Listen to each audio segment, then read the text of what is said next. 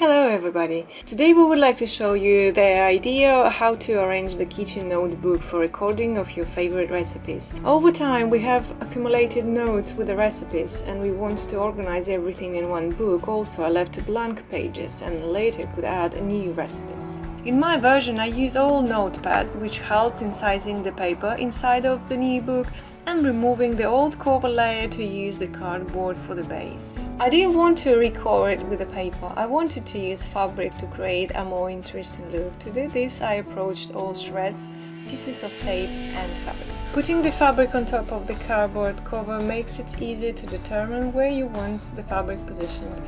When we found our preferred design, we stitched them into one piece.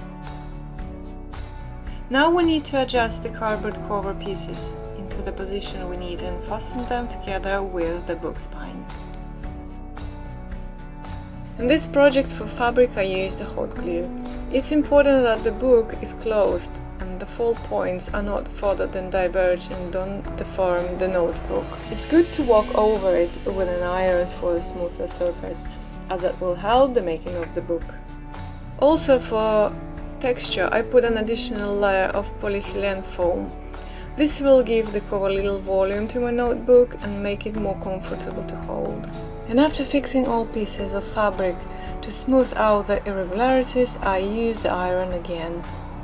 I separated from the book with a sheet of paper so we will avoid the contamination of the ironer and do not spread the glue into the surface of the notebook. Now that the cover is ready, you can try on the paper to see how well it fits into the book and spine. For this notebook, I decided to sew the pages together. You need to mark the pages in punctures and join in advance.